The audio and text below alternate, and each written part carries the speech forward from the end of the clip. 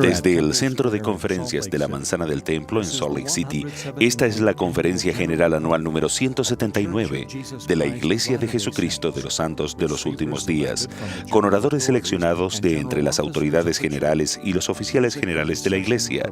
La música para esta sesión será ofrecida por un coro combinado de los institutos de religión del área Salt Lake City. Esta transmisión se lleva a cabo como un servicio público de Bonneville Communications. Queda prohibida cualquier reproducción, grabación, transcripción u otro uso de este programa sin el debido consentimiento por escrito. Dieter F. Uchtdorf, segundo consejero de la primera presidencia de la Iglesia, dirigirá esta sesión. Hermanos y hermanas, les damos la bienvenida esta tarde a la segunda sesión general de la Conferencia General Anual número 179 de la Iglesia de Jesucristo de los Santos de los Últimos Días.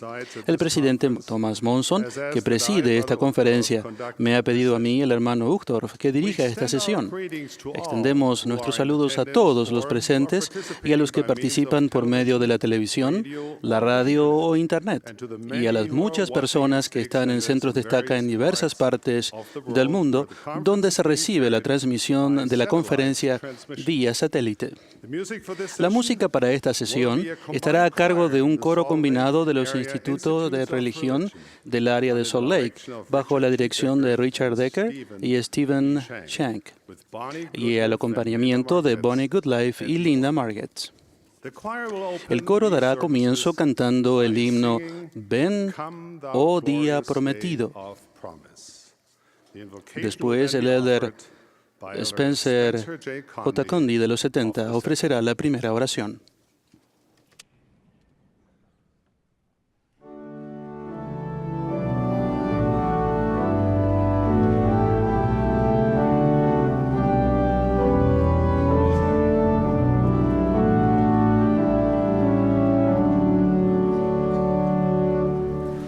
Come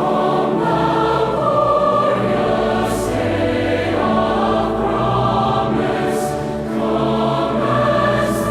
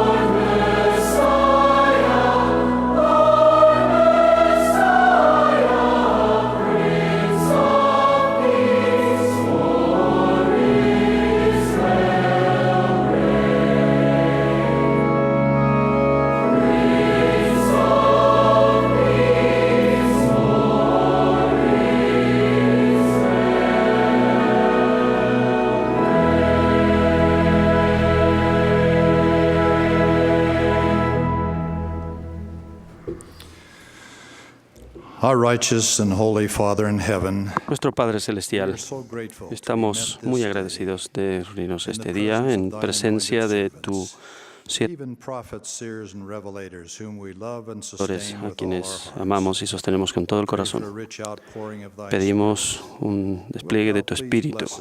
Bendícenos Listening ears and con receptive oídos minds para and escuchar y humble mentes hearts, receptivas y that this corazones might be humildes a para time que of este pueda ser inspiration and un tiempo revelation, de inspiración y a revelación, time of un tiempo de sanctification and santificación, cleansing, a time of healing un tiempo and de sanación y reconciliation, reconciliación and rededication y of our rededicación de lives, nuestras vidas, rededicating our lives to thee in the el day. rededicar nuestras vidas hacia ti para edificar el reino. En nombre de Jesucristo. Amén.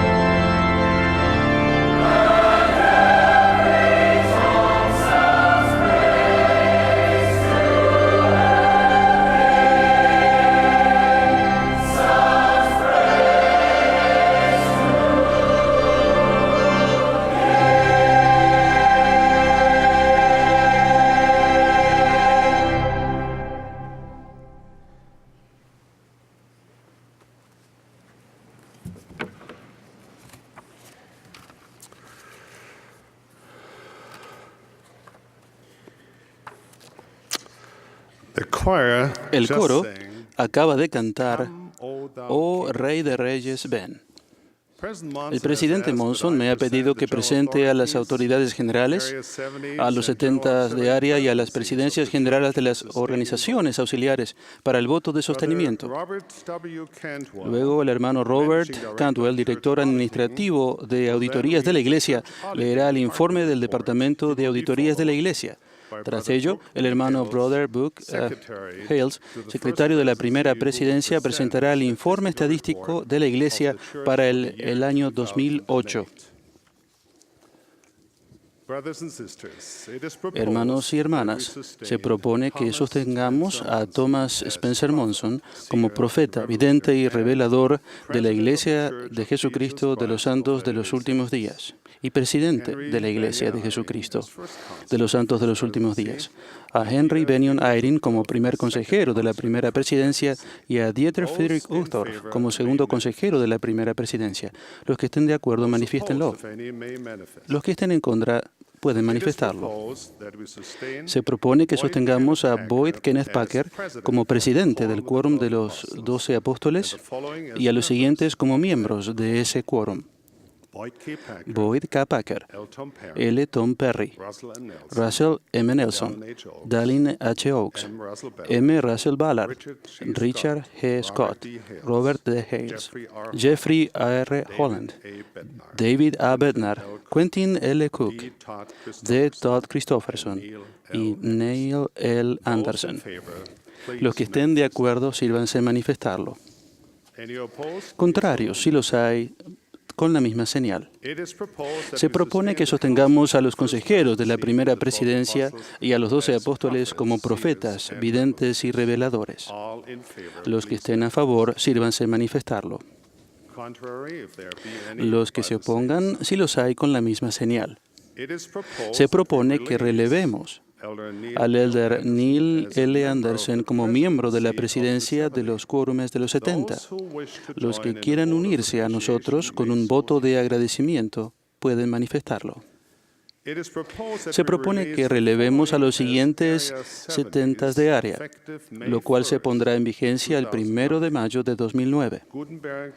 Gutenberg Amorim, Wilford Anderson, Koichi Aoyagi, José Bosa, Lynn Branchley, John Chipman, Yun Juan Choi, Clayton Christensen, Ernesto A. da Silva, James Dunlop, David Ika, Lee Enns, Edgardo E. Fernando, Luis E. Francha, Joseph Hicken, Michael Holmes, Peter Opoate, Toru Hota, William Jackson, Bin Kikuchi, Miguel Lee, Yon Hun Lee, Alfredo Eliton de Lemos, James Martino, Lamont Moon, Kent Murdoch, Brent Nielsen, Alexander Núñez, Russell Oxtufor, Adilson de Paula Parrella,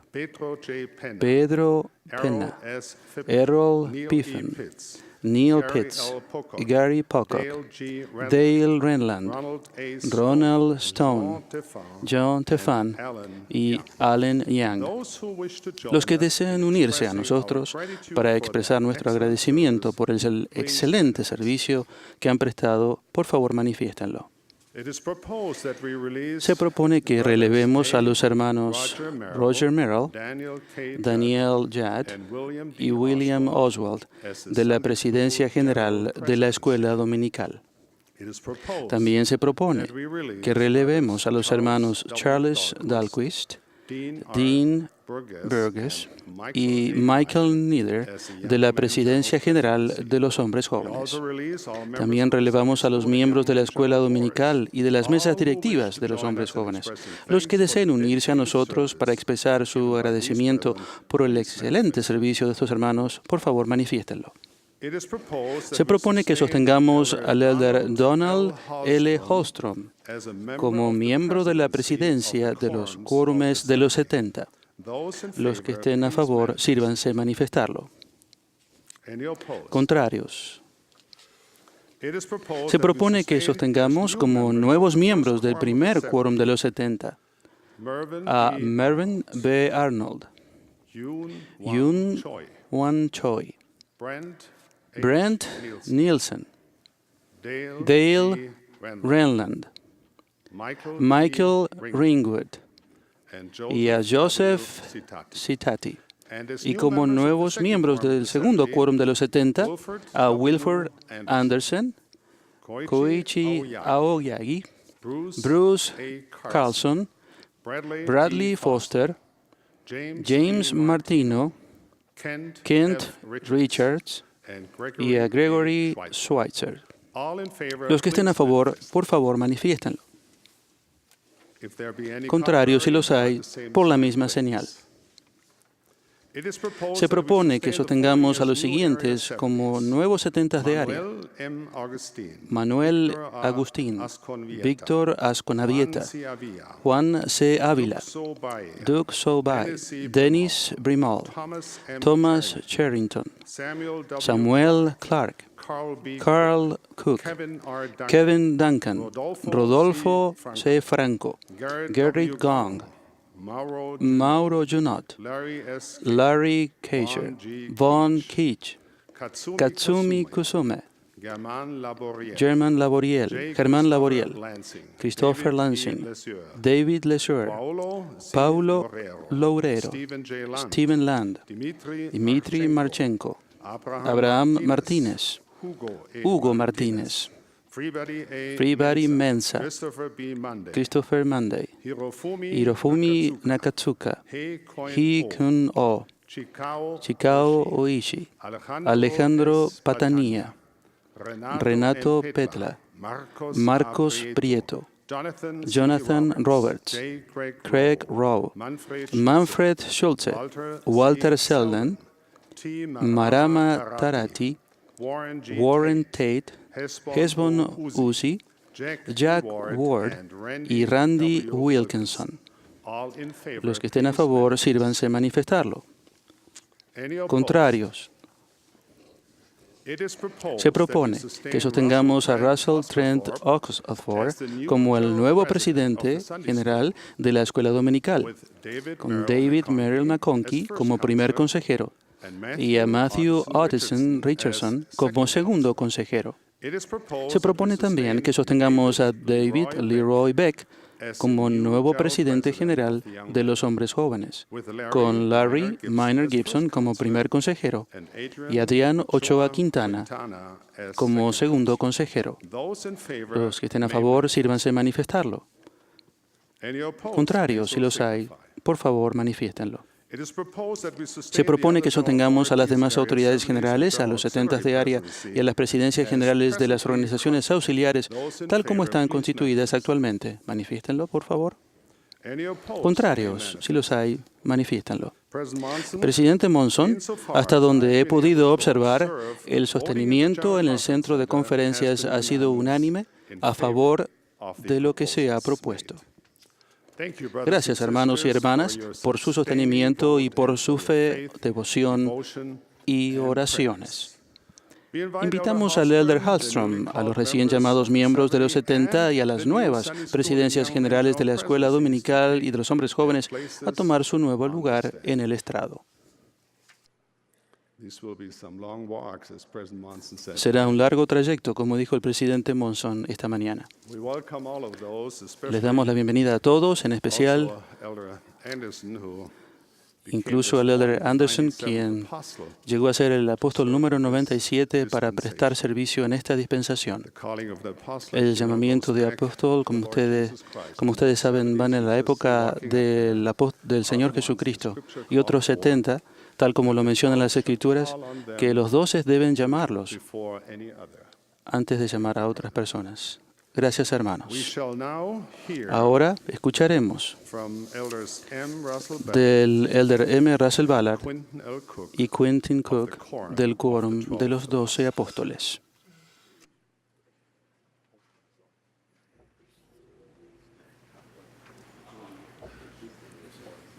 I am neither. Yo no soy ninguno de los dos.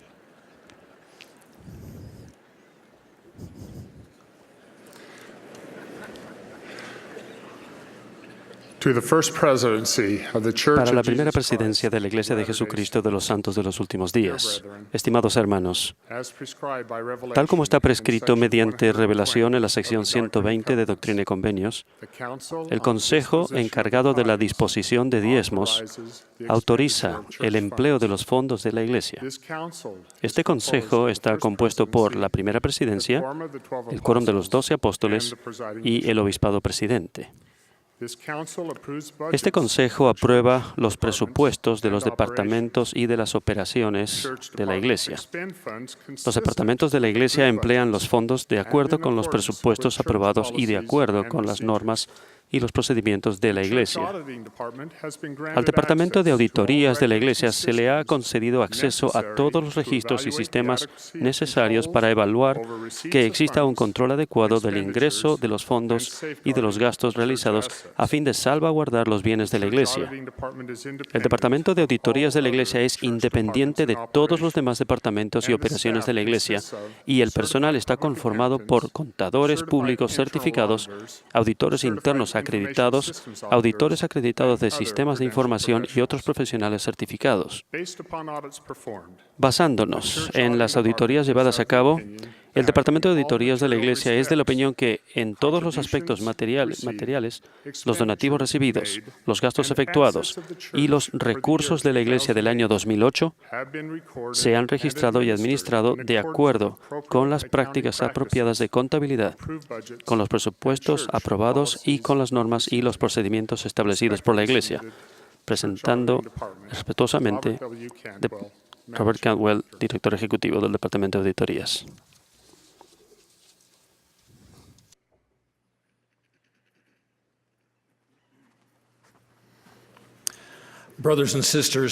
Hermanos y hermanas, la primera presidencia ha hecho público el siguiente informe referente al progreso y a la actividad de la Iglesia a fecha de 31 de diciembre de 2008. Número de estacas, 2.818. Misiones, 348. Distritos, 622. Barrios y ramas, 28.109. Total de miembros de la Iglesia, 13.508.509. Aumento de niños inscritos, 123.502.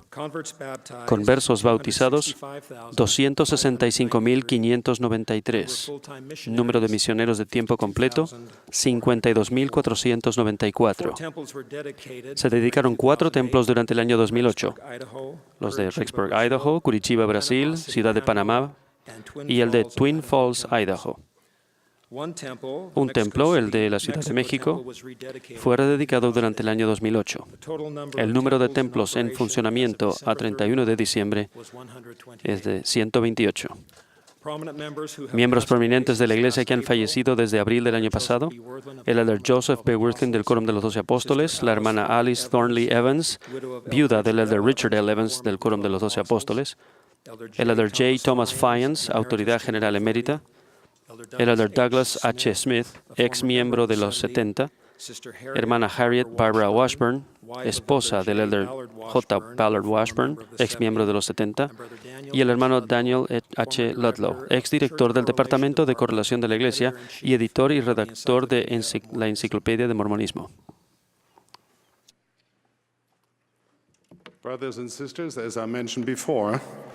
Hermanos y hermanas, como mencioné anteriormente, ahora tendremos el placer de escuchar a los élderes M. Russell Ballard y Quentin L. Cook del Quórum de los 12 Apóstoles. Vivimos en una época fascinante y en ocasiones desconcertante. El otro día le dije a uno de mis nietos que estaba revisando el texto de mi discurso de la conferencia y él, con una expresión de confusión, preguntó: ¿vas a enviar tu discurso por mensaje de texto? Creí que tenías que darlo en el centro de conferencias. Mientras que para algunos sería más fácil enviarlo por mensaje de texto, yo estoy agradecido por esta oportunidad de hablarles hoy, porque considero que mi mensaje es importante para ese nieto, para mis otros nietos y para todos los jóvenes de la Iglesia. Hace unos años, cuando me dedicaba a los negocios, aprendí una lección muy costosa por no haber escuchado con cuidado el consejo de mi padre ni haber prestado atención a las impresiones del Espíritu que me brindaba la guía de mi Padre Celestial. Mi padre y yo vendíamos automóviles, y la automotora Ford buscaba agencias para vender sus nuevos modelos. Los ejecutivos de la Ford nos invitaron a una presentación de lo que ellos consideraban sería un producto de éxito espectacular. Cuando vimos los autos, mi padre, que tenía más de 35 años de experiencia en el negocio, me advirtió en cuanto a la idea de convertirme en distribuidor. Sin embargo, los vendedores de la Ford fueron muy persuasivos, así que decidí convertirme en el primer y, de hecho, el último distribuidor del automóvil Edsel en Salt Lake City. Y si no saben lo que es un Edsel, pregúntenle a su abuelo. Él les dirá, el Edsel fue un enorme fracaso. Ahora bien, esta experiencia presenta una gran lección para todos ustedes.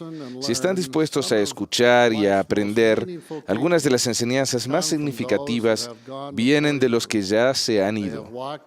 Ellos han caminado por donde ustedes ahora caminan y han pasado por mucho de lo que ustedes ahora pasan. Si escuchan y atienden a sus consejos, ellos los orientarán hacia las opciones que los beneficien y bendigan a ustedes, y los alejarán de las decisiones que podrían destruirlos. Al mirar a sus padres y a los demás que han ido antes que ustedes, hallarán ejemplos de fe, compromiso, trabajo arduo, dedicación y sacrificio que deberían esforzarse por emular. Es difícil imaginarse un ámbito en el que no valga la pena analizar y aprender de la experiencia ajena. Muchas profesiones requieren pasar por prácticas en las que los aspirantes observan a los profesionales expertos para aprender de sus años de experiencia y sabiduría. En los deportes profesionales, muchas veces se espera que los novatos se sienten en la banca y aprendan al observar a los jugadores veteranos. A los misioneros nuevos se les asigna trabajar con compañeros mayores cuya experiencia les sirve al misionero nuevo para aprender cómo servir al Señor eficazmente. Naturalmente, hay ocasiones en las que no tenemos más alternativa que aventurarnos por cuenta propia y hacer lo posible por comprender las cosas conforme vamos avanzando. Por ejemplo, no hay mucha gente de mi generación que tenga experiencia con las tecnologías más modernas. Cuando enfrentamos problemas con la tecnología moderna, debemos acudir a alguien que sepa de ello más que nosotros, que por lo general implica preguntarle a alguno de ustedes, jovencitos.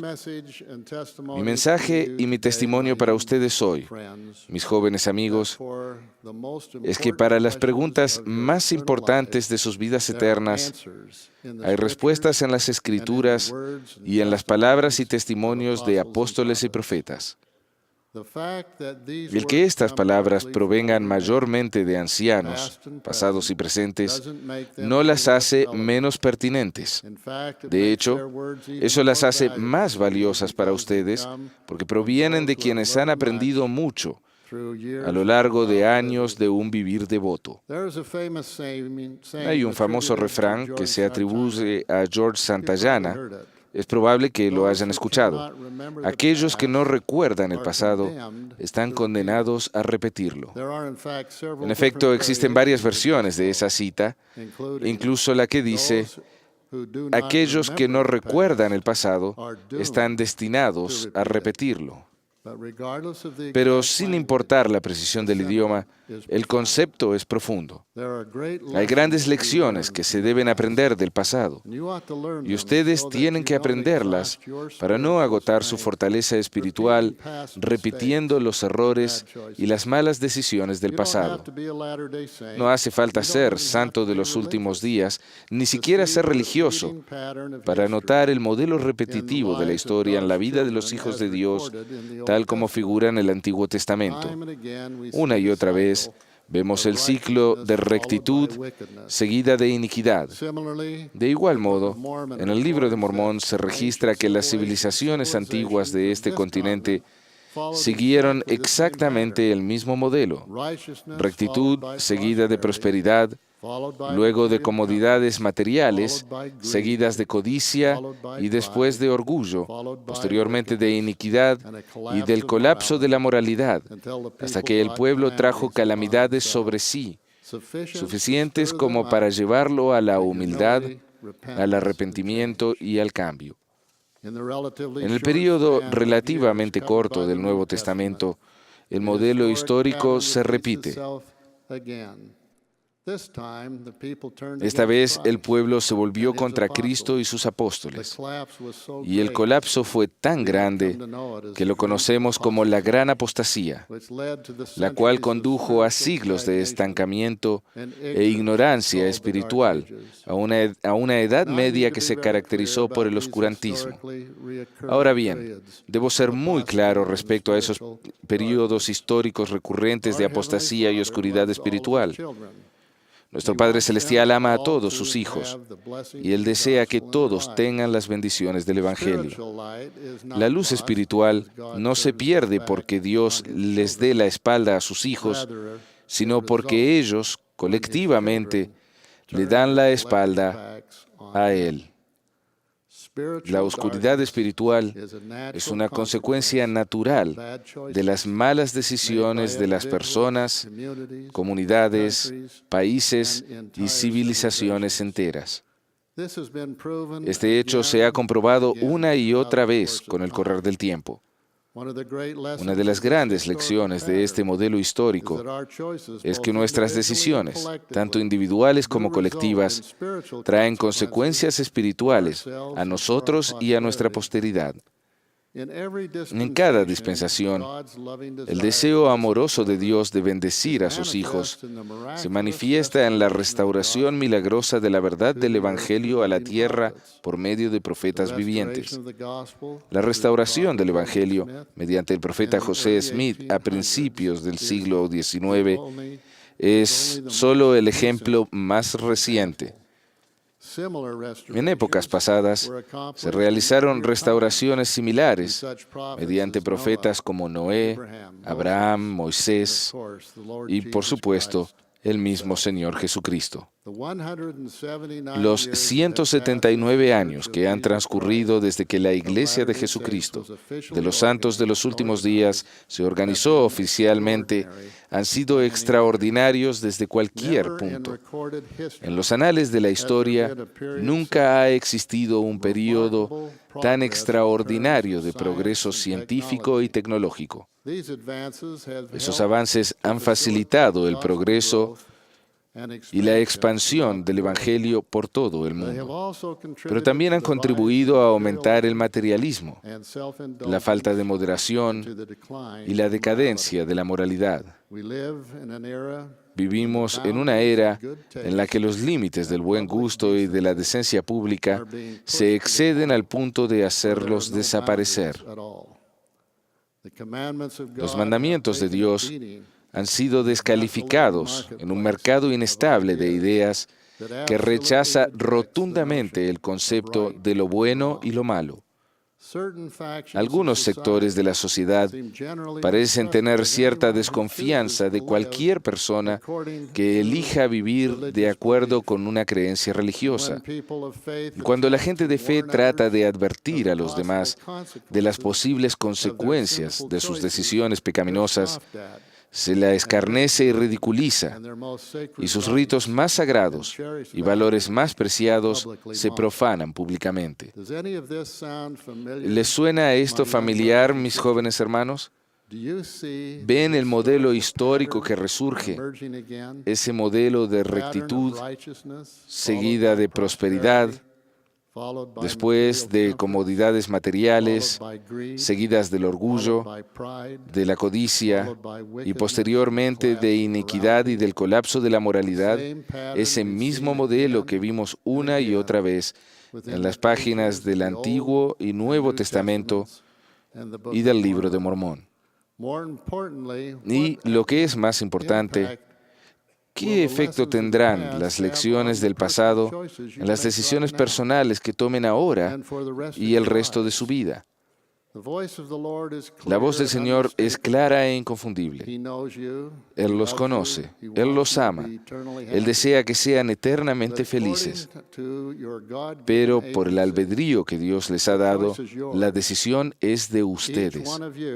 Cada uno debe decidir por sí mismo si va a pasar por alto el pasado y sufrir los lamentables errores y los trágicos peligros de las generaciones anteriores y así experimentar las devastadoras consecuencias de las decisiones erradas.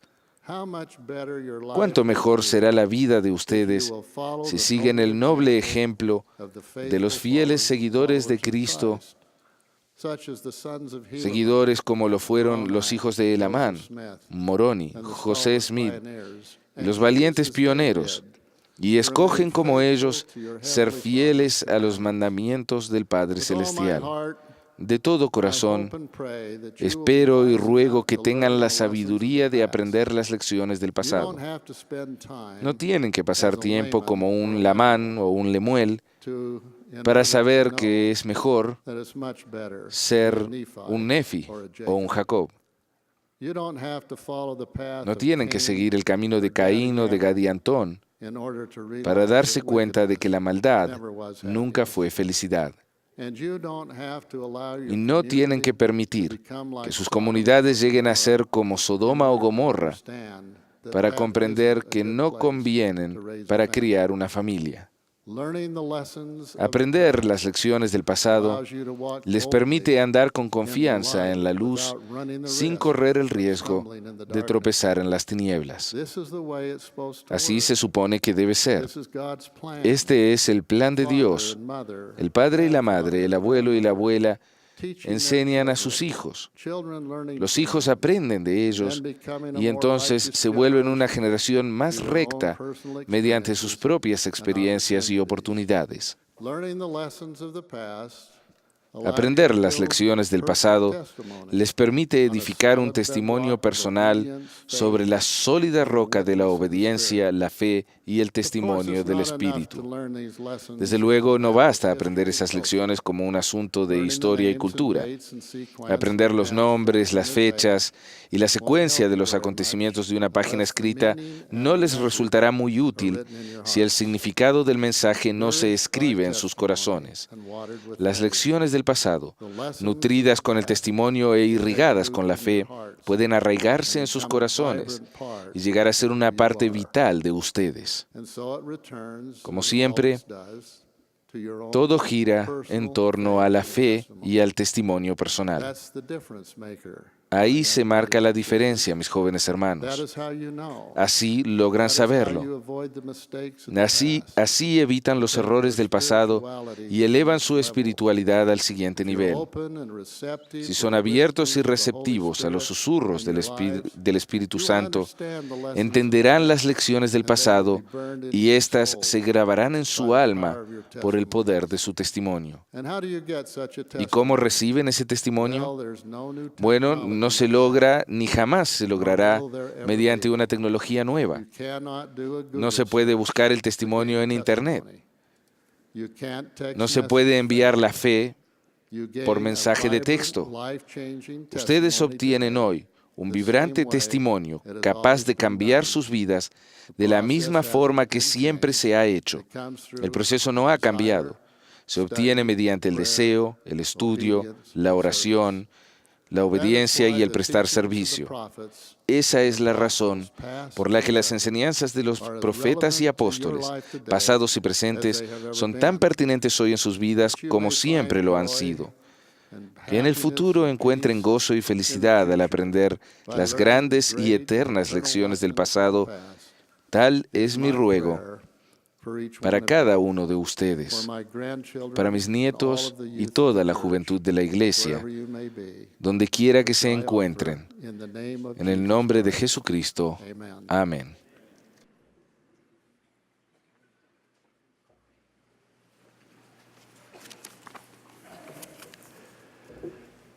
This mortal life Esta vida terrenal puede ser una jornada difícil, pero el destino es realmente glorioso.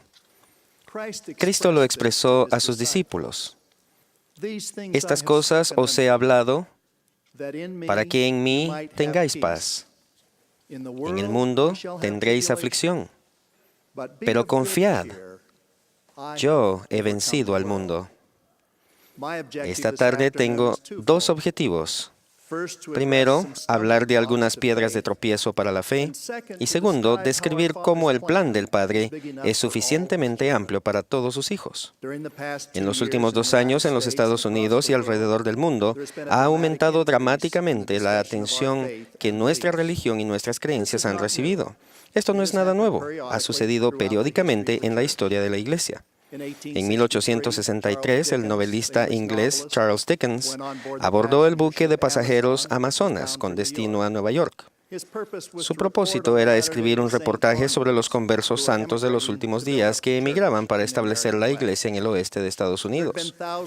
Miles de conversos ya habían emigrado y se había escrito mucho acerca de ellos y sus creencias, particularmente en los medios británicos, y en su mayor parte era desfavorable. Subí al barco, escribió Dickens, para testificar contra ellos si así lo merecían, como realmente yo creía que era el caso. Para mi gran asombro, no lo merecían. Tras observar a los conversos y convivir con ellos, Dickens quedó impresionado con ellos y describió a los conversos ingleses, la mayoría de ellos obreros, como la flor innata de Inglaterra dentro de su nivel. Se han dado 2 informes contrastantes acerca de la Iglesia. Por una parte, los informes favorables acerca de miembros rectos y de la forma en que viven. Los que conocen personalmente a santos de los últimos días o han tenido la ocasión de observarlos de cerca, tienen el mismo concepto que Charles Dickens expresó hace más de 150 años. Debido a la doctrina inspiradora de la restauración, los miembros se regocijan en el Evangelio y encuentran gozo y satisfacción en la Iglesia. Se nos ve con buenos ojos cuando vivimos las enseñanzas del Evangelio restaurado de Jesucristo. Pero cuando los miembros no las viven, puede ser una piedra de tropiezo para los que no pertenecen a la Iglesia. A diferencia de los informes favorables sobre miembros que viven en rectitud, a menudo las descripciones de la Iglesia y de su doctrina han sido falsas, injustas y severas. Pero hay que reconocer que algunas descripciones del cristianismo en general también han sido muy severas. Esa actitud hacia nuestra doctrina no nos sorprende. En Doctrina y Convenios, el Señor indicó que algunos alzarán sus voces y maldecirán a Dios. Y algunos apartarán de mí su corazón a causa de los preceptos de los hombres. Avisos recientes en los autobuses de Londres demuestran la polarización que existe respecto a la religión en general. Personas ateas, agnósticas y no creyentes pagaron para poner avisos publicitarios en los autobuses rojos de 2 pisos de Londres que decían: probablemente Dios no exista, deja de preocuparte y disfruta de la vida. En avisos en oposición, los cristianos afirmaron: definitivamente hay un Dios, y luego había un mensaje inspirador. A los no creyentes les es difícil aceptar los milagros del Antiguo y el Nuevo Testamento, así como el nacimiento inmaculado y la resurrección del Salvador. Ven estos acontecimientos con el mismo escepticismo que la aparición de Dios el Padre y Jesucristo al profeta José Smith. No consideran la posibilidad de un plan celestial, presidido por un ser supremo. No tienen fe. Mi preocupación principal es por la gente honorable de la tierra que es receptiva a la creencia religiosa, pero a quienes la doctrina incorrecta ha desanimado o confundido. Por ejemplo, respecto a la doctrina de que la revelación aún existe, algunas personas muy buenas están convencidas de que la Iglesia no puede ser verdadera porque se les ha enseñado y por lo tanto creen que los cielos están cerrados y que ya no habrá más revelación, escritura, ni declaraciones desde el cielo. Quiero recalcar que esa creencia general no está basada en las Escrituras, pero es un tropiezo para algunos. En un reciente libro de gran éxito, el autor usa como analogía principal el dato interesante de que por siglos los europeos creían que todos los cisnes eran blancos. No fue sino hasta que se descubrió Australia que se encontraron cisnes de otro color. El autor se vale de esa analogía para explicar cosas que realmente han ocurrido, pero que no se esperaban. Al pensar en esa analogía, me di cuenta de que muchas personas han rehusado investigar seriamente la Iglesia, porque creen que no puede haber revelación en esta dispensación. Un converso que ahora es presidente de misión describe lo difícil que eso fue para él cuando investigaba la Iglesia. Él dijo: toda la vida me habían enseñado que nunca más habría profetas y apóstoles en la tierra. Así que aceptar a José Smith como profeta era una gran piedra de tropiezo. Sin embargo, al orar, dice él, recibí un testimonio de que el Evangelio en verdad se había restaurado a la tierra y que José Smith era realmente un profeta de Dios. Para mucha gente que es receptiva a la creencia religiosa, un tema ha sido especialmente preocupante. Han tenido dificultad para conciliar la doctrina correcta de que tenemos un amoroso Padre Celestial con la doctrina incorrecta de que la mayoría de la humanidad será sentenciada al infierno eterno. Ese fue el caso con mi tatarabuelo, Phineas Walcott Cook, que nació en 1820 en Connecticut. En su diario, escribe que había hecho convenio con el Señor de servirle si lograba encontrar el camino correcto. Asistió a muchas iglesias y en una le pidieron que testificara, se uniera a la iglesia y fuera un cristiano. Su respuesta fue que había tantas que no podía determinar a cuál unirse. Una doctrina que era de importancia particular para él era: a veces me criticaban porque yo quería una salvación más liberal para la familia humana. No podía creer que el Señor hubiera creado una parte para que se salvara y otra gran parte para ser condenada por la eternidad. Debido a esa doctrina, permitió que borraran su nombre de los registros de una religión protestante. Cuando los misioneros Sud le enseñaron la verdadera doctrina del plan de salvación en 1844, él se bautizó.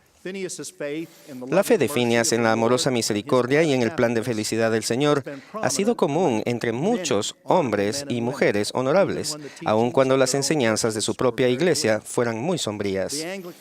Frederick Farrar, el líder de la iglesia anglicana, erudito clásico y autor del libro La vida de Cristo, se lamentaba en sus cátedras de Westminster Abbey de que las enseñanzas generales de las iglesias protestantes sobre el infierno eran incorrectas. Afirmó que las definiciones del infierno, entre ellas tormento sin fin y condenación eterna, eran errores de traducción del hebreo y del griego al inglés en la versión del Rey Santiago de la Biblia. Él también reconoció la inmensa demostración de un amoroso Padre Celestial a lo largo de la Biblia como evidencia adicional de que las definiciones de infierno y condenación usadas en la traducción al inglés eran incorrectas. Lord Tennyson, en su poema In Memoriam, expresó su creencia sincera, después de hacer notar que de alguna manera confiamos en que el bien será el resultado final del mal. Dijo que nada camina sin rumbo al andar, que ni una sola vida destruida será, ni echada al vacío cual vil suciedad, cuando Dios su obra completará. Cuando José Smith recibió revelaciones y organizó la iglesia, la gran mayoría de las iglesias enseñaban que la expiación del Salvador no salvaría a la mayor parte del género humano. El precepto general era que unos pocos se salvarían y que la gran mayoría sería condenada a la más terrible y atroz tortura sin fin. La maravillosa doctrina revelada al profeta José nos dio a conocer un plan de salvación que se aplica a toda la humanidad, incluso a los que no escuchen de Cristo en esta vida, los niños que mueran antes de la edad de responsabilidad y los que carezcan de entendimiento. Al morir, los espíritus justos viven en un estado temporal llamado paraíso. Alma Hijo nos enseña que el paraíso es un estado de descanso, un estado de paz, en donde los justos descansarán de todas sus aflicciones y de todo cuidado y pena. Los espíritus injustos moran en la prisión espiritual, a veces llamada infierno. que se describe como un lugar terrible y oscuro, donde los que esperan la indignación de la ira de Dios permanecerán hasta la resurrección. Sin embargo, por la expiación de Jesucristo, todos los espíritus bendecidos con el nacimiento, al final resucitarán. El espíritu y el cuerpo volverán a unirse y heredarán reinos de gloria superiores a nuestra existencia terrenal. Las excepciones se limitan a los que, al igual que Satanás y sus ángeles, se rebelen deliberadamente contra Dios. En la resurrección, la prisión espiritual o infierno entregará a los espíritus cautivos. Jesús vino al mundo para ser crucificado por el mundo y para llevar los pecados del mundo y para santificarlo y limpiarlo de toda iniquidad. El Salvador dijo, no se turbe vuestro corazón. En la casa de mi Padre muchas moradas hay. Voy a preparar lugar para vosotros. El libro de Moisés da un resumen conciso, porque he aquí, esta es mi obra y mi gloria, llevar a cabo la inmortalidad y la vida eterna del hombre. Después de todo lo que sufrió el Salvador por la humanidad, no es de extrañarse que al hablar en la primera visión de las iglesias que existían, Él le instruyese a José que no debía unirse a ninguna porque todas estaban en error. Más tarde, el Salvador inició la restauración de su doctrina verdadera respecto al plan de salvación y otros principios salvadores, tales como la doctrina de Cristo. Pero a pesar de la trascendencia de nuestras diferencias doctrinales con otras religiones cristianas, nuestra actitud hacia otras iglesias ha sido refrenarnos de la crítica. Ellas hacen mucho bien y bendicen a la humanidad, y muchas ayudan a sus miembros a aprender del Salvador y de sus enseñanzas. Un corresponsal del diario Washington Post visitó una reunión de nuestra iglesia en Nigeria. Entrevistó a un miembro nuevo y habló de su conversión.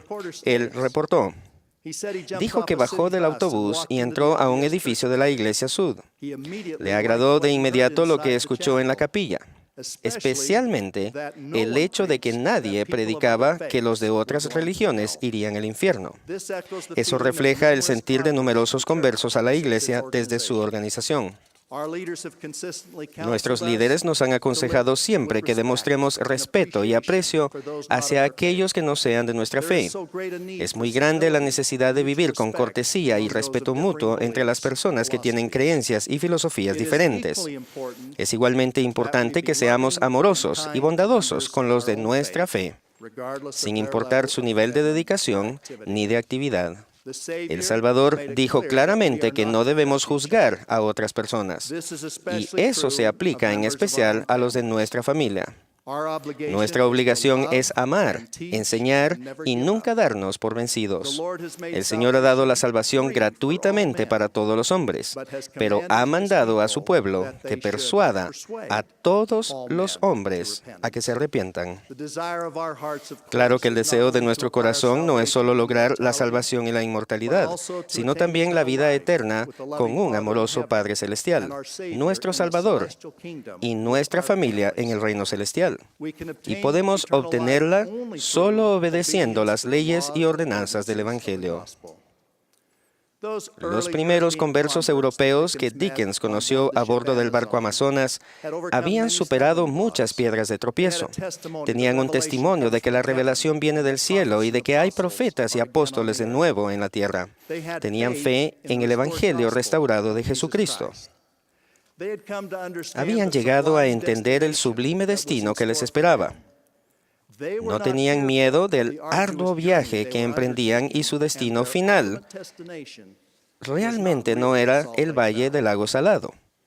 El verdadero destino, después de haber perseverado fielmente en esta vida, era el paraíso seguido de la exaltación en el reino celestial. Es por eso que los santos de los últimos días, entonces y ahora, cantan la última estrofa de "Oh, está todo bien", con fe y expectativa. Aunque morir nos toque sin llegar, oh, qué gozo y paz. Podremos ya, sin penas ni dolor, con los justos morar. Un Padre amoroso ha brindado a sus hijos un plan global y compasivo que salva a los vivos, redime a los muertos rescata a los condenados y glorifica a todos los que se arrepienten. Aunque nuestra jornada esté repleta de tribulaciones, el destino verdaderamente es glorioso. Me regocijo en el gran plan de salvación, que es suficientemente amplio para todos los hijos de nuestro Padre Celestial. Expreso gratitud más allá de lo que puedo expresar por la expiación de Jesucristo. Testifico de Él. En el nombre de Jesucristo. Amén.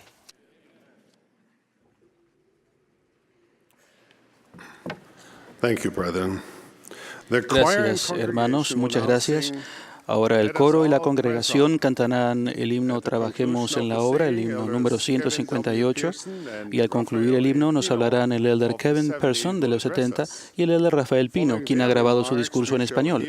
Luego de sus palabras escucharemos al elder Richard G. Scott del Quórum de los 12 Apóstoles, quien también ha grabado su discurso en español.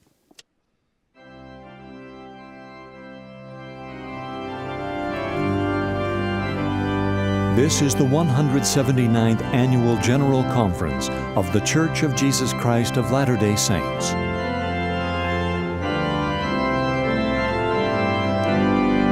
Esta es la Conferencia General Anual número 179 de la Iglesia de Jesucristo de los Santos de los Últimos Días.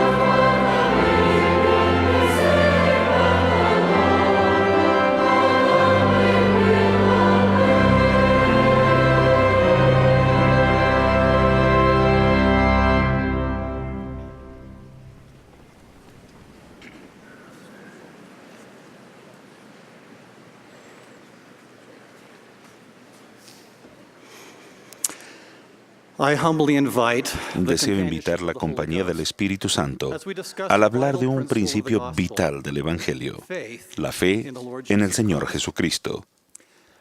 Reconozco con profundo aprecio y amor los grandes ejemplos de verdadera fe y fidelidad en mi propia vida. Expreso mi profundo amor y gratitud a mis buenos padres, familia, líderes del sacerdocio y queridos misioneros, a mis maravillosos hijos y a mi adorada compañera eterna.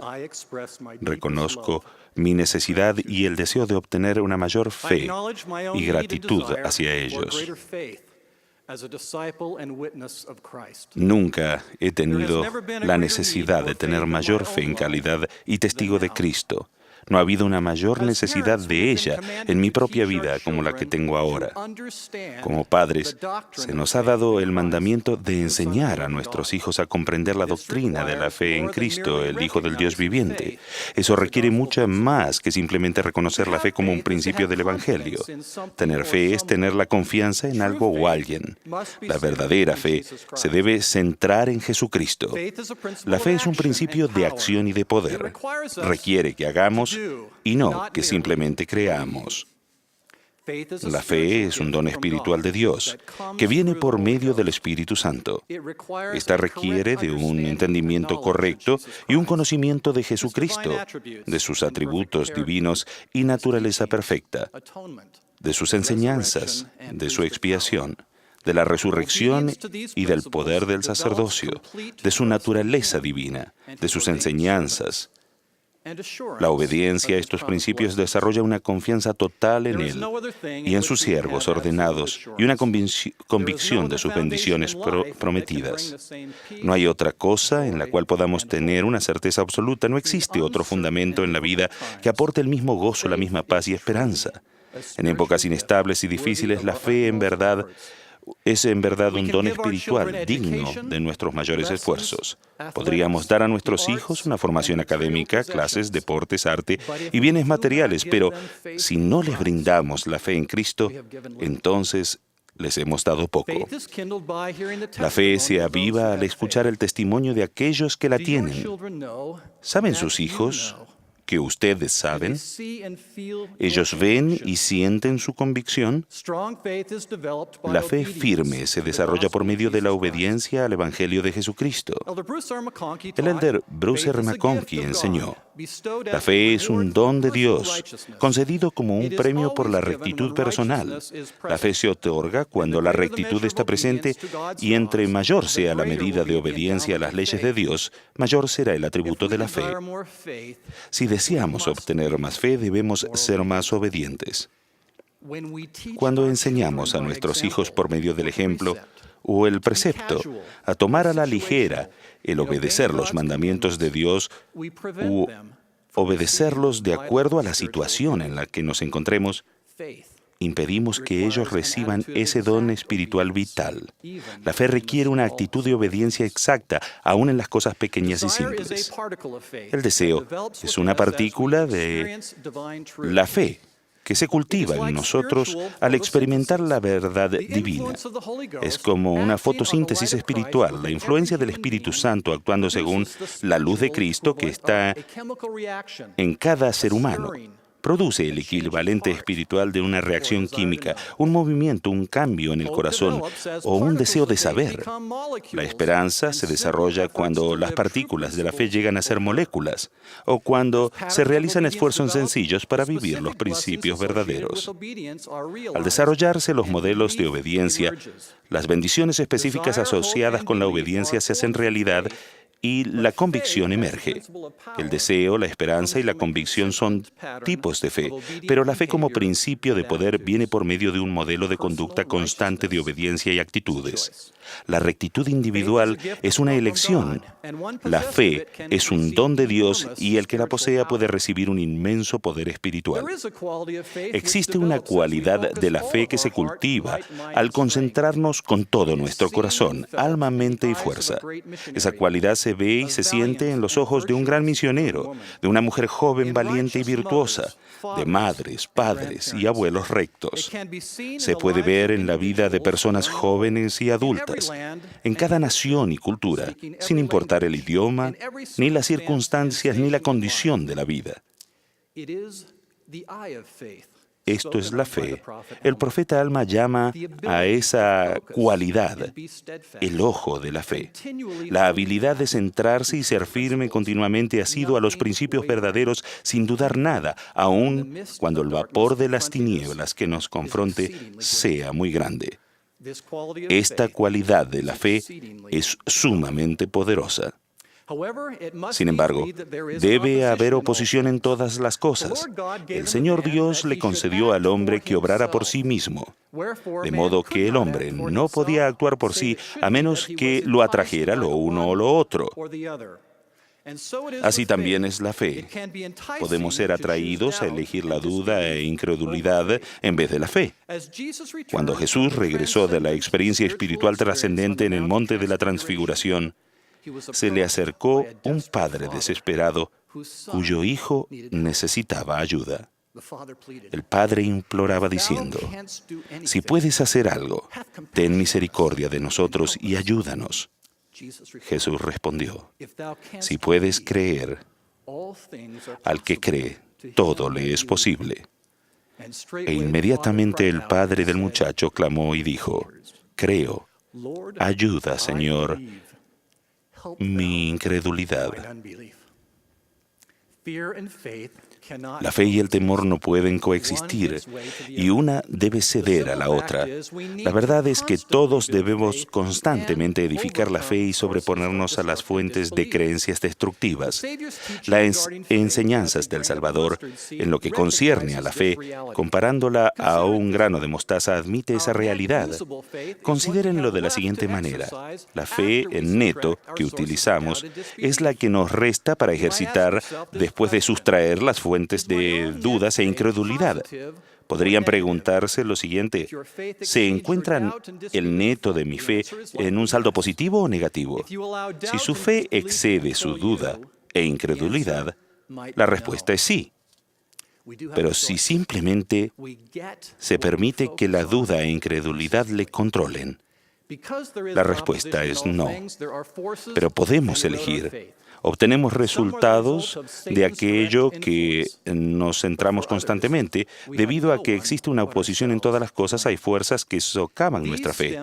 Algunas son el resultado de las influencias directas de Satanás y otras son el resultado de nuestras acciones, ya que provienen de tendencias personales, actitudes y costumbres que podemos aprender a cambiar.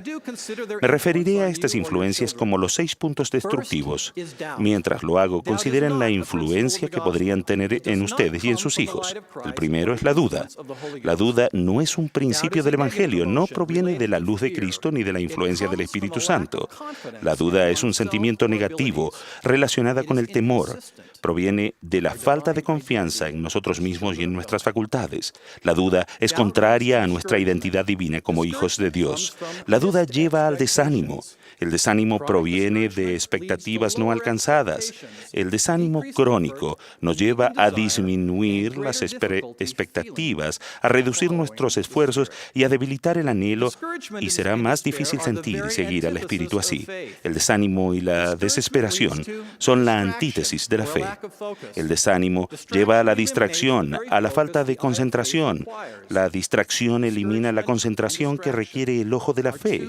El desánimo y la distracción son 2 de las herramientas más eficaces de Satanás y también son hábitos muy malos. La distracción conduce a la negligencia, un compromiso reducido para permanecer verdaderamente firmes y fieles y continuar a pesar de las dificultades o desilusiones. Las desilusiones inevitablemente son parte de la vida, pero no tienen que llevarnos a la duda, al desánimo, a la distracción y menos a la negligencia. Si no cambiamos este curso, nos va a conducir finalmente a la desobediencia, la cual debilita la base misma de la fe. Muchas veces el resultado es la incredulidad, que es el rechazo consciente o hasta inconsciente de creer. La incredulidad es un estado, o es aquel estado, según las Escrituras, de haber elegido endurecer nuestros corazones hasta el punto de dejar de sentir. Estos 6 puntos destructivos, la duda, el desánimo, la distracción, la negligencia, la desobediencia y la incredulidad, socavan y destruyen nuestra fe. Podemos elegir apartarnos y vencerlos. En los momentos difíciles se requiere un poder espiritual mayor. Consideren detenidamente la promesa del Salvador cuando dijo: «Si tenéis fe en mí, tendréis poder para hacer cualquier cosa que me sea conveniente». Humildemente declaro que Dios, nuestro Padre Celestial, vive y ama a cada uno de sus hijos. Jesucristo es nuestro Salvador y Redentor. Él vive y personalmente dirige su iglesia por medio del presidente Monson, su profeta ungido. Porque Él vive, tenemos en Él gran confianza. En la familia de la fe no hay necesidad de tener miedo o incertidumbre. Elijan vivir por medio de la fe y no por miedo. En el nombre sagrado de Jesucristo. Amén.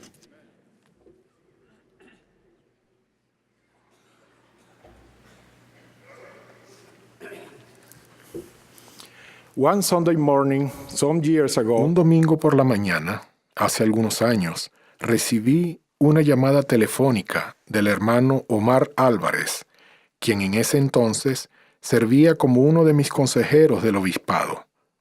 Su pequeña hija de 3 años había muerto en un trágico accidente.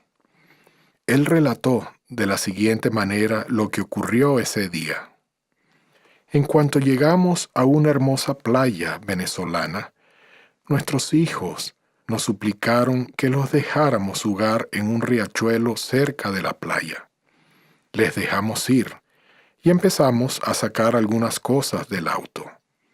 2 minutos después, notamos que los niños se alejaban de la orilla. Al ir a decirles que regresaran, notamos que nuestra hijita de 3 años no estaba con los demás niños. La buscamos desesperadamente y la encontramos flotando cerca de donde estaban los otros niños. La sacamos rápidamente del agua y varias personas vinieron para tratar de salvarla, pero no pudimos hacer nada. Nuestra hija menor se había ahogado. Los momentos que siguieron fueron sumamente difíciles, llenos de angustia y dolor por la pérdida de nuestra hija menor. Esos sentimientos pronto se convirtieron en un tormento casi insoportable.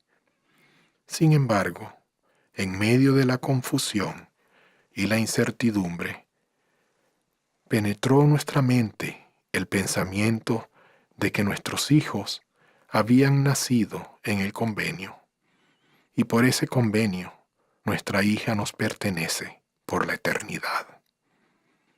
Qué gran bendición es pertenecer a la Iglesia de Jesucristo y haber recibido las ordenanzas de su santo templo. Ahora nos sentimos mucho más comprometidos a ser fieles al Señor y a perseverar hasta el fin, porque queremos ser dignos de las bendiciones del templo para volver a ver a nuestra hija. A veces lloramos, pero no lloramos como los que se hallan sin esperanza. Esta fiel familia llegó a comprender que cuando la adversidad llega a nuestra vida, Dios es la única fuente verdadera de consuelo. La paz os dejo, mi paz os doy. Yo no os la doy como el mundo la da. No se turbe vuestro corazón, ni tenga miedo.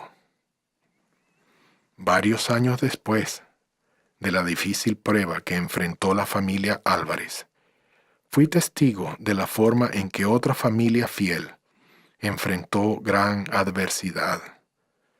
Varios miembros de la familia Quero habían muerto en un terrible accidente automovilístico. El hermano Abraham Quero perdió a sus padres, a 2 hermanas, a su cuñado y sobrina en ese accidente. Él demostró una actitud admirable cuando dijo: ese era el momento de demostrar lealtad a Dios y reconocer que dependemos de Él, que debemos obedecer su voluntad y sujetarnos a Él. Hablé con mis hermanos y les di fuerza y valor para entender lo que el presidente Kimball enseñó hace muchos años, que no hay tragedia en la muerte, sino solo en el pecado. Que lo importante no es cómo murió un hombre, sino cómo vivió. Las palabras de Job llenaron mi alma. Jehová dio y Jehová quitó. Sea el nombre de Jehová bendito. Y Jesús dijo: yo soy la resurrección y la vida. El que cree en mí, aunque esté muerto, vivirá. Fue una de las experiencias más espirituales que hemos tenido como familia, al aceptar la voluntad de Dios en circunstancias tan difíciles. En las experiencias que vivieron estas buenas familias, el dolor y el pesar se apartaron debido a la luz del Evangelio que los llenó de paz y consuelo, y les dio la certeza de que todo estaría bien. Aun cuando el dolor de esas familias no se puede comparar con la agonía que padeció el Señor en Getsemaní, he podido comprender mejor el sufrimiento y la expiación del Salvador. No existe enfermedad, aflicción ni adversidad que Cristo no haya sentido en Getsemaní. El Señor le reveló a José Smith lo siguiente que está en Doctrina y Convenios. Padecimiento que hizo que yo, Dios, el mayor de todos, temblara a causa del dolor y sangrara por cada poro y padeciera, tanto en el cuerpo como en el espíritu, y deseara no tener que beber la amarga copa y desmayar. Sin embargo, gloria sea al Padre. Bebí y acabé mis preparativos para con los hijos de los hombres. El profeta José Smith, que conocía mucho de las tormentas de la vida, exclamó angustiado en uno de sus momentos más difíciles: «Oh Dios, ¿en dónde estás? ¿Y dónde está el pabellón que cubre tu morada oculta?» Luego, al elevar el profeta su voz, le consolaron las palabras del Señor: «Hijo mío, paz a tu alma. Tu adversidad y tus aflicciones no serán más que por un breve momento. Y entonces, si lo sobrellevas bien, Dios te exaltará. Triunfarás sobre todos tus enemigos». El presidente Howard W. Hunter dijo: «Si nuestra vida y nuestra fe se centran en Jesucristo y en su Evangelio restaurado, nada podrá ir permanentemente mal. Por otro lado, si nuestra vida no está centrada en el Salvador ni en sus enseñanzas, nada podrá salirnos permanentemente bien». El Salvador dijo: «Por tanto, cualquiera que oye estas palabras mías y las hace, lo compararé a un hombre prudente que edificó su casa sobre una roca. Y descendió la lluvia, y vinieron los torrentes, y soplaron los vientos, y dieron con ímpetu contra aquella casa, y no cayó, porque estaba fundada sobre una roca. Y todo el que me oye estas palabras y no las hace, será comparado al hombre insensato que edificó su casa sobre la arena. Y descendió la lluvia, y vinieron los torrentes, y soplaron los vientos, y dieron con ímpetu contra aquella casa, y cayó, y grande fue su caída». Es interesante notar que descendió la lluvia, vinieron los torrentes y soplaron los vientos contra ambas casas, porque vivir el Evangelio no significa que escaparemos de la adversidad para siempre, sino que estaremos preparados para enfrentarla y perseverar con mayor confianza. Doy solemne testimonio de que Jesús es el Cristo, nuestro Salvador y Redentor. Él dirige su iglesia a través de un profeta viviente, el presidente Thomas S. Monson. Si vivimos nuestra vida de conformidad con las enseñanzas del Salvador, ciertamente hallaremos la paz y el consuelo que solo Dios puede dar. Doy testimonio de estas cosas en el nombre de Jesucristo. Amén.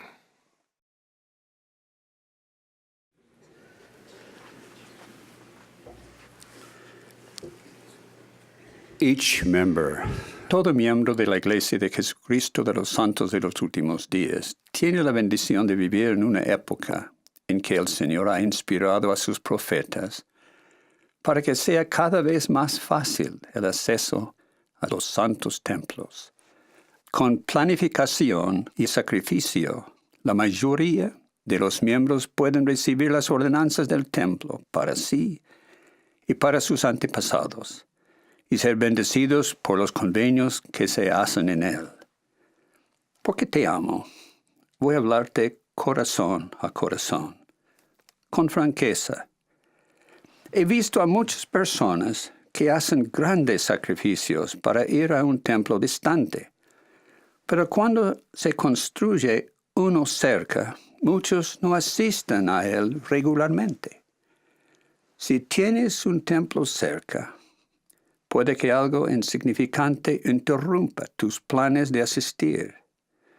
Según tus circunstancias, establece metas específicas para ir y participar en las ordenanzas del templo. Y después no permites que nada se interponga en ese plan. Hace 14 años decidí asistir al templo al menos una vez por semana para efectuar una ordenanza, y cuando tengo que viajar, compenso por las visitas omitidas durante mi ausencia. Esa resolución ha cambiado profundamente mi vida. Para participar en todas las ordenanzas, alterno las ordenanzas que se realizan en el templo. Te exhorto a establecerte una meta con respecto a la frecuencia con que te beneficiarás de las ordenanzas de nuestros templos. ¿Qué puede ser más importante que ir al templo y participar en sus ordenanzas? Para un matrimonio, ¿qué actividad puede ser de mayor impacto y proveerles más gozo y felicidad que asistir juntos al templo? Te daré otras sugerencias de cómo obtener más beneficio de la asistencia al templo. Comprende la doctrina relacionada con las ordenanzas del templo, especialmente el significado de la expiación de Jesucristo. Mientras participas en las ordenanzas, considera tu relación con Jesucristo y su relación con nuestro Padre Celestial. Eso te dará más comprensión de la naturaleza suprema de las ordenanzas del templo. Expreses siempre gratitud por las bendiciones incomparables de las ordenanzas del templo.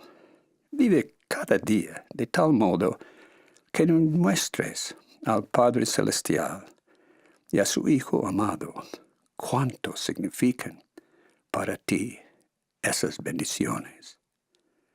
Hazte un plan para asistir regularmente al templo. Cuando asistas, dedica el tiempo suficiente para no tener apuro. Alterna los servicios que prestes en el templo a fin de participar en todas sus ordenanzas. Quítate el reloj al entrar en la casa del Señor.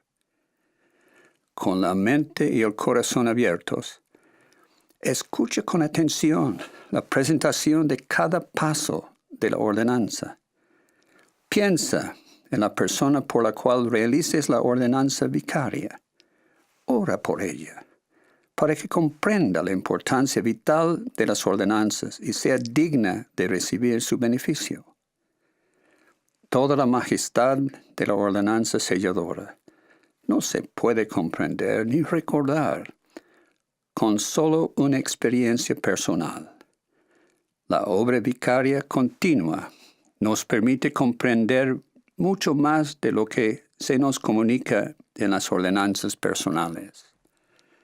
Ten en cuenta que una ordenanza selladora no es permanente hasta que la selle el Santo Espíritu de la promesa. Esto exige que más allá del velo, ambas personas sean dignas y deseen que su sellamiento sea eterno.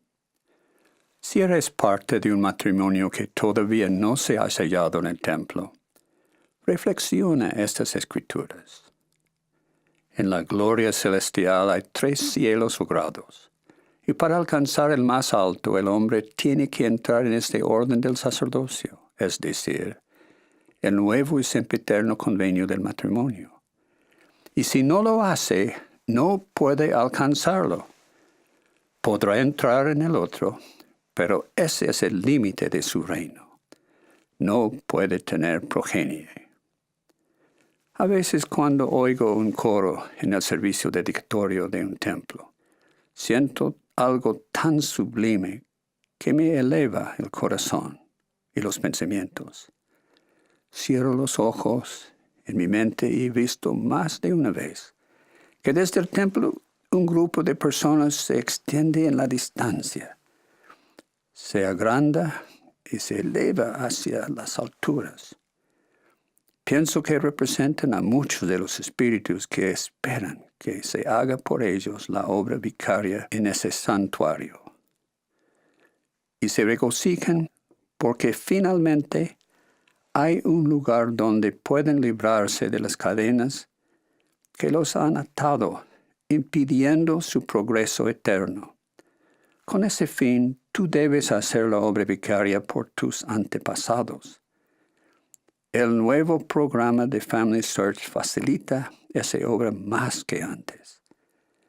Es preciso que los busques, prepares su información y vayas a la casa del Señor a realizar por ellos las ordenanzas que anhelan recibir. ¡Qué gran gozo es participar en la obra de un templo! Voy a relatar una experiencia de una antepasada de Jeanine, mi esposa, Sarah de Armand P. Rich. Sus comentarios indican el impacto que tiene el templo en nuestra vida. Cuando tenía 31 años, Brigham Young la llamó para trabajar en el templo de Nauvoo, donde se llevaron a cabo todas las ordenanzas posibles antes que tuvieran que abandonarlo. Ella escribió: muchas bendiciones recibimos en la casa del Señor que nos brindaron gozo y consuelo en medio de todas las aflicciones y nos facultaron con fe en Dios, sabiendo que Él nos iba a guiar y sostener en la jornada incierta que nos esperaba. Si no hubiera sido por la fe y el conocimiento que recibimos en aquel templo, gracias a la influencia y la ayuda del Espíritu Santo, ese viaje hubiera sido como un salto en la oscuridad. En medio del invierno y en nuestro estado de pobreza, habrá sido como caminar hacia las fauces de la muerte. Pero tuvimos fe en nuestro Padre Celestial. Depositamos en Él nuestra confianza, sabiendo que éramos su pueblo escogido y que habíamos abrazado su evangelio. Y en lugar de dolor, sentimos regocijo pensando en el día de nuestra liberación. Ahora te hablaré del significado especial que el templo tiene para mí. Tocaré algunos temas delicados, por lo que te agradecería que ores por mí para que no me emocione demasiado. Hace 14 años, el Señor se llevó a mi esposa al otro lado del velo. La amo con todo mi corazón, pero nunca me he quejado, porque sé que esa era la voluntad de Él. Nunca le he preguntado por qué, sino qué quiere Él, que aprenda de esa experiencia.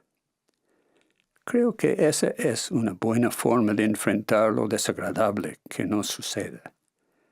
No quejándonos, sino agradeciendo al Señor su confianza al darnos la oportunidad de vencer las dificultades. Tuvimos la bendición de tener hijos. El primero de todos, una hija, continúa siendo la enorme bendición para nosotros. A los 2 años nació un varón, al que pusimos por nombre Richard. Unos años después tuvimos otra hija, que murió a los pocos minutos de nacer. Richard nació con un corazón defectuoso y nos dijeron que si no se trataba, no viviría más de 2 o 3 años. En aquel tiempo no se conocían las técnicas que se usan ahora, pero fuimos bendecidos por disponer de un lugar donde los médicos accedieron a realizar la cirugía que hacía falta. Tenía que hacerla mientras que el corazón le latía. Así entonces, solo 6 semanas que nuestra hijita había muerto, enseguida de nacer. Al terminar la operación, el cirujano fue a decirnos que había sido un éxito y pensamos, ¡qué maravilloso! Nuestro hijo tendrá un cuerpo fuerte para correr, caminar y crecer. Expresamos profunda gratitud al Señor, pero después de unos 10 minutos, entró el mismo médico con la cara pálida y nos dijo: lo lamento, su hijito ha muerto. Parecía que el shock de la operación era más de lo que su cuerpecito podía soportar. Esa noche más tarde, abracé a mi esposa y le dije: no debemos preocuparnos, porque nuestros hijos nacieron bajo el convenio y sabemos que un día estarán con nosotros. Ahora hay otra razón por la que debemos llevar una vida muy buena. Tenemos 2 hijos que han ido al reino celestial por haber muerto antes de los 8 años. Y ese conocimiento nos ha dado gran consuelo. Nos regocijamos porque nuestros 7 hijos están sellados a nosotros por el tiempo y por la eternidad. Esa prueba no ha sido un problema para ninguno de los 2, porque cuando se vive con rectitud y se han recibido las ordenanzas del templo, todo lo demás está en manos del Señor. Podemos hacer todo lo posible, pero el resultado final depende de Él. Si vivimos dignamente, no debemos quejarnos nunca de lo que sucede en nuestra vida. Hace 14 años el Señor decidió que a mi esposa no le era necesario vivir más en la tierra y se la llevó para el otro lado del velo. Confieso que hay veces en que me es difícil no poder verla ni hablarle, pero no me quejo. En momentos decisivos de mi vida, el Señor me ha permitido sentir la influencia de ella a través del velo. Lo que estoy tratando de enseñarte es que si guardamos los convenios del templo y vivimos con rectitud a fin de mantener vigentes las bendiciones prometidas en estas ordenanzas, entonces venga lo que venga, no hay razón para preocuparse ni sentirse desolado. Sé que gracias a las ordenanzas del templo, tendré el privilegio de estar con esa bella esposa, a quien amo tanto, y con los hijos que están con ella del otro lado del velo. Qué gran bendición es tener otra vez en la tierra la autoridad para sellar, no solo por esa vida, sino por las eternidades. Agradezco al Señor que haya restaurado su evangelio en su plenitud, incluso las ordenanzas que se requieren para ser dichosos en el mundo y vivir eterna y felizmente en el más allá. Esta es la obra del Señor. Jesucristo vive y esta es su iglesia. Yo soy uno de sus testigos. Su expiación es el fundamento que hace efectiva y perdurable toda ordenanza que se lleva a cabo en los templos. Así lo testifico con todas las facultades que poseo. En el nombre de Jesucristo. Amén.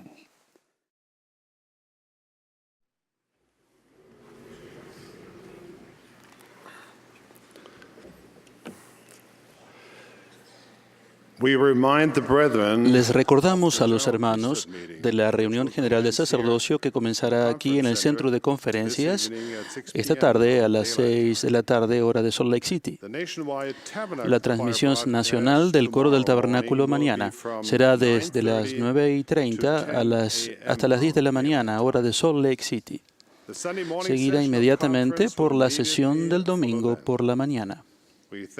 Agradecemos a los coros combinados de los institutos de religión del área de Salt Lake la hermosa música que nos han provisto esta tarde.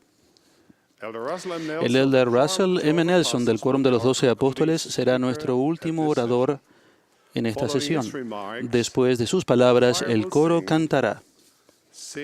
Al partir, cantemos. Al concluir el himno, el elder Douglas Callister de los 70 ofrecerá la última oración. Elder Nelson.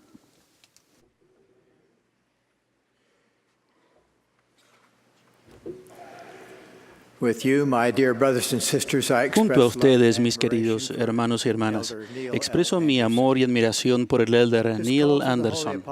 Su llamamiento al santo apostolado viene del Señor por revelación a su profeta, el presidente Thomas S. Monson. A lo largo de la vida, el presidente Monson ha refinado su habilidad para escuchar la voluntad del Señor, y así como el Salvador sometió su voluntad a la del Padre Celestial, el profeta somete la de él al Señor. Gracias, presidente Monson, por cultivar y utilizar ese poder. Lo felicitamos, elder Anderson, y oramos por usted. Nuestras oraciones siguen los modelos y las enseñanzas del Señor Jesucristo. Él nos enseñó cómo orar.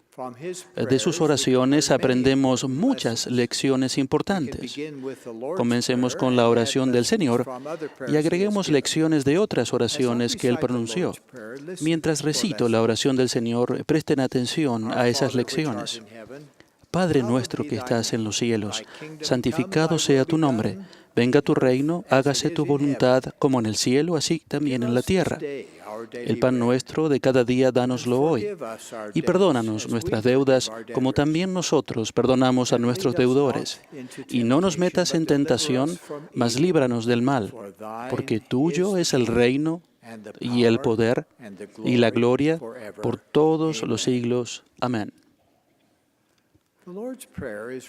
La oración del Señor se registra 2 veces en el Nuevo Testamento y una en el Libro de Mormón. También se incluye en la traducción de José Smith de la Biblia, donde se hace la aclaración de estas 2 frases.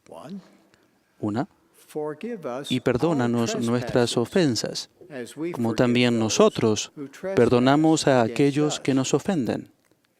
Y 2, y no nos dejes caer en tentación, mas líbranos del mal.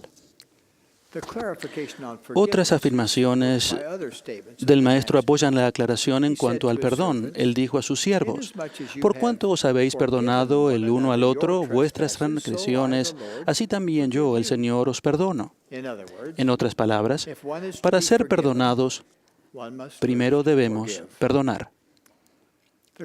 La aclaración en cuanto a la tentación es útil, puesto que definitivamente Dios no nos conducirá ya a la tentación.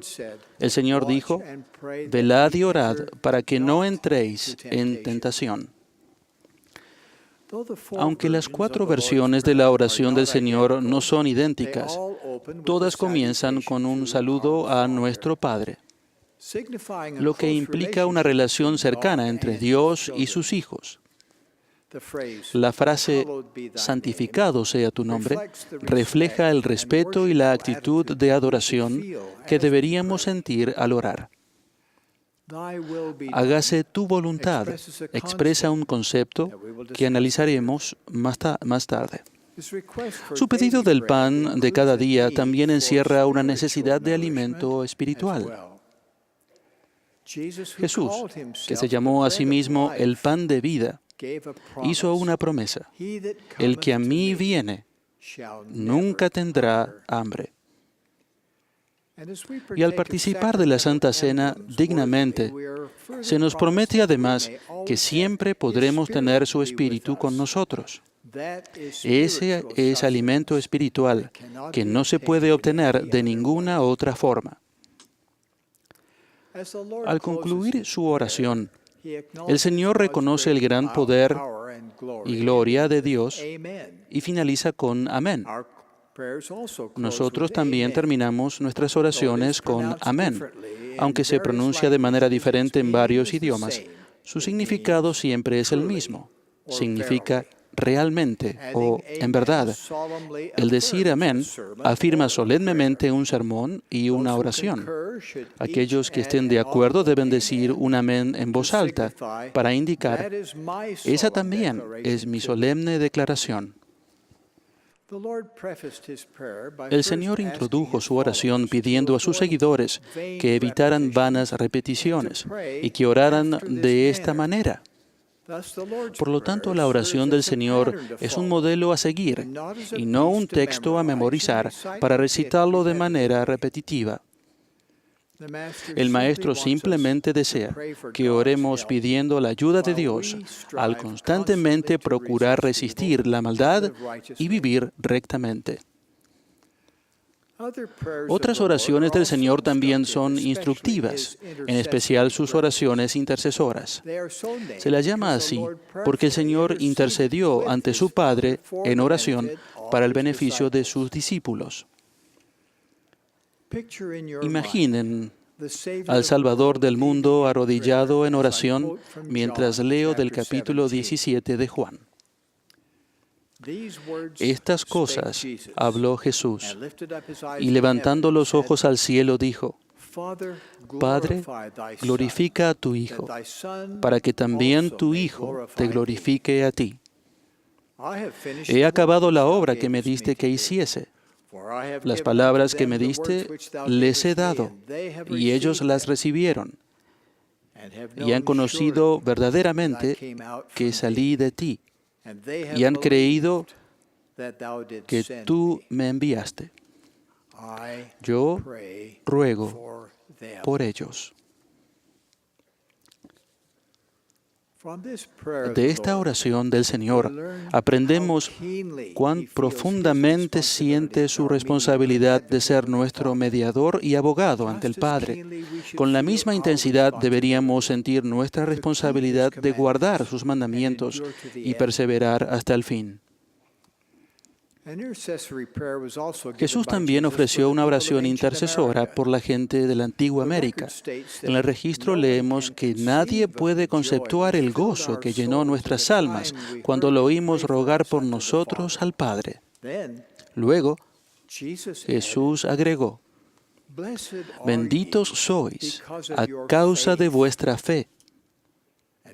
Y ahora he aquí, es completo mi gozo. Jesús incluyó una súplica para que hubiese unidad. Padre, dijo él, te ruego por ellos, para que crean en mí, para que yo sea en ellos, como tú, Padre, eres en mí, para que seamos uno. Nosotros también podemos orar para que haya unidad. Podemos orar para ser uno en corazón y mente con los ungidos del Señor y con nuestros seres queridos. Podemos orar por entendimiento y respeto mutuos entre nosotros y nuestro prójimo. Si lo demás realmente nos importan, deberíamos orar por ellos. Orad unos por otros, enseñó Santiago, porque la oración eficaz del justo puede mucho. El Señor enseñó otras lecciones sobre la oración. Él les dijo a sus discípulos que siempre debéis orar al Padre en mi nombre. El Salvador además recalcó: orad al Padre en vuestras familias, siempre en mi nombre. De manera obediente, aplicamos esa lección cuando oramos a nuestro Padre Celestial en el nombre de Jesucristo.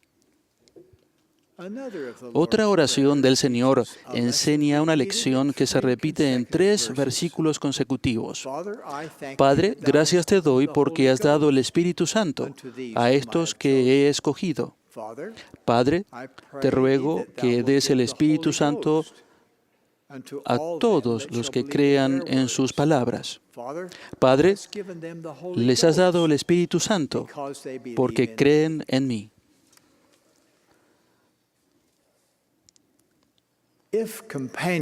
Si la compañía del Espíritu Santo es tan importante, también deberíamos orar por ella. Del mismo modo, deberíamos ayudar a todos los conversos y a nuestros hijos a cultivar el don del Espíritu Santo. Al orar, el Espíritu Santo puede llegar a ser una fuerza vital para el bien en nuestra vida. El Señor ha enseñado formas mediante las que podemos mejorar nuestras oraciones. Por ejemplo, él dijo que la canción de los justos es una oración para mí y será contestada con una bendición sobre su cabeza. También se puede mejorar la oración mediante el ayuno. El Señor dijo, también os doy el mandamiento de perseverar en la oración y el ayuno desde ahora en adelante. El presidente Joseph F. Smith pidió que fuésemos sabios al ayunar cuando nos advirtió que se puede llegar a exagerar. Un hombre puede ayunar y orar hasta morir, pero no hay ninguna necesidad de ello ni hay prudencia en hacerlo. El Señor oye la oración sencilla que se ofrece con fe, con media docena de palabras, y reconocerá el ayuno que no se alargue más de 24 horas, tan pronta y eficazmente como contestará una oración de 1000 palabras y un ayuno de un mes. El Señor aceptará aquello que es suficiente, con mucho más placer y satisfacción que eso que es demasiado e innecesario.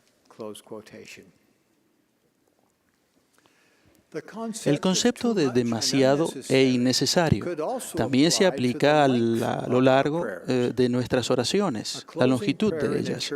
La última oración de una reunión de la iglesia no tiene que incluir un resumen de cada discurso, ni debe ser un discurso espontáneo. Las oraciones personales pueden ser tan largas como deseemos, pero las oraciones en público deben ser súplicas breves para que el Espíritu del Señor esté con nosotros o declaraciones cortas de gratitud por lo que sucedió. Nuestras oraciones se pueden mejorar de otras maneras. Podemos utilizar palabras apropiadas al referirnos a los miembros de la Trinidad. Aunque la forma de hablar y de vestirse del mundo es cada vez más casual, se nos ha pedido que protejamos el lenguaje formal y apropiado de la oración. En nuestras oraciones conjugamos los verbos apropiadamente para los pronombres tú, tuyo, te y ti. El hacerlo nos ayuda a ser humildes, lo cual también ayuda a mejorar nuestras oraciones. Las Escrituras así lo afirman. Sé humilde y el Señor tu Dios te llevará de la mano y dará respuesta a tus oraciones. Las oraciones comienzan con la iniciativa de la persona. He aquí, dice el Señor, yo estoy a la puerta y llamo. Si alguno oye mi voz y abre la puerta, entraré en él y cenaré con él y él conmigo. Esa puerta se abre cuando oramos a nuestro Padre Celestial en el nombre de Jesucristo. ¿Cuándo debemos orar? Siempre que lo deseemos. Alma enseñó, consulta al Señor en todos tus hechos y Él te dirigirá para bien. Sí, cuando te acuestes por la noche, acuéstate en el Señor. Y cuando te levantes por la mañana, rebose tu corazón de gratitud a Dios. Y si haces estas cosas, serás enaltecido en el postrer día. Jesús le recordó a sus discípulos que no cesaran de orar en sus corazones. La tradición de los miembros de la Iglesia es arrodillarse como familia para orar todas las mañanas y las noches, además de las oraciones personales diarias y la bendición de los alimentos. El presidente Monson dijo, al ofrecerle al Señor nuestras oraciones tanto en familia como en forma individual, hagámoslo con fe y confianza en Él. Por lo tanto, al orar por bendiciones temporales y espirituales, todos debemos suplicar, como lo hizo Jesús en la oración del Señor, hágase tu voluntad. Jesucristo, el Salvador del mundo, quien nos rescató por medio de su sangre, es nuestro Redentor y nuestro ejemplo. Al final de su misión terrenal, rogó que su voluntad, en calidad de Hijo amado, fuese absorbida en la voluntad del Padre. En esa hora crucial, el Salvador exclamó, Padre, hágase tu voluntad y sea tuya la gloria para siempre. Así también nosotros debemos orar a Dios. Hágase tu voluntad. Y también oremos para que el reino del Señor se extienda sobre la faz de la tierra, para que sus habitantes estén preparados para los días en los cuales el Hijo del Hombre descenderá, revestido del resplandor de su gloria, para recibir el reino de Dios establecido sobre la tierra. Ruego que en nuestra vida diaria y que en los momentos más cruciales apliquemos fervientemente estas preciadas lecciones provenientes del Señor. En el nombre sagrado de Jesucristo. Amén.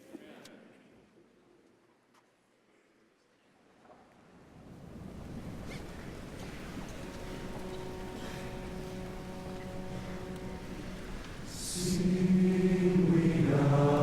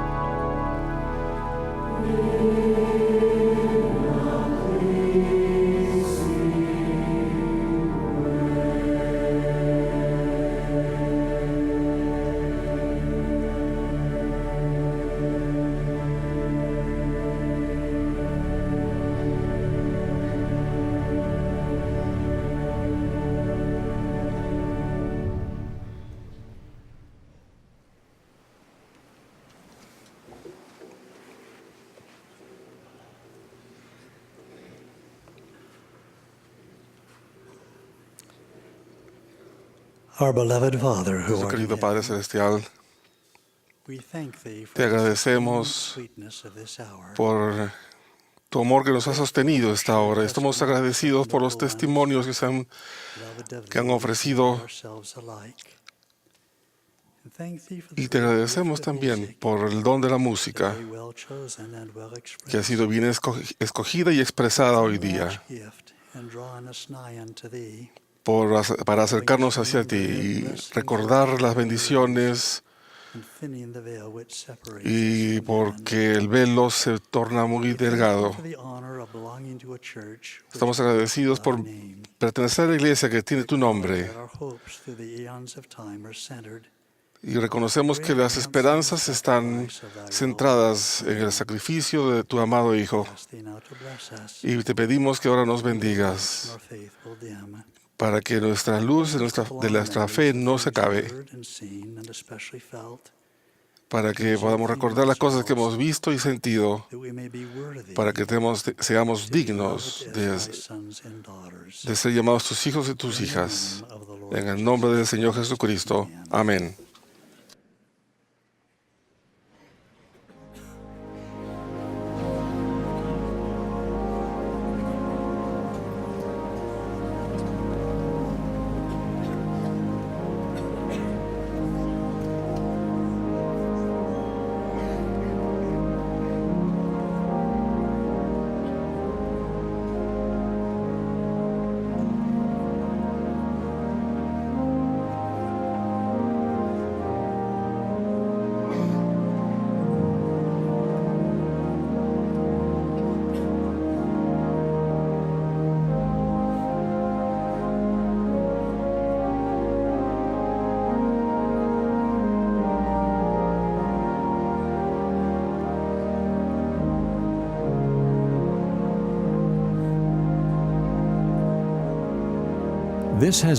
Esta ha sido la transmisión de la Conferencia General Anual número 179 de la Iglesia de Jesucristo de los Santos de los Últimos Días. Los oradores fueron seleccionados de entre las autoridades generales y los oficiales generales de la Iglesia. La música estuvo a cargo de un coro combinado de los institutos de religión del área Salt Lake.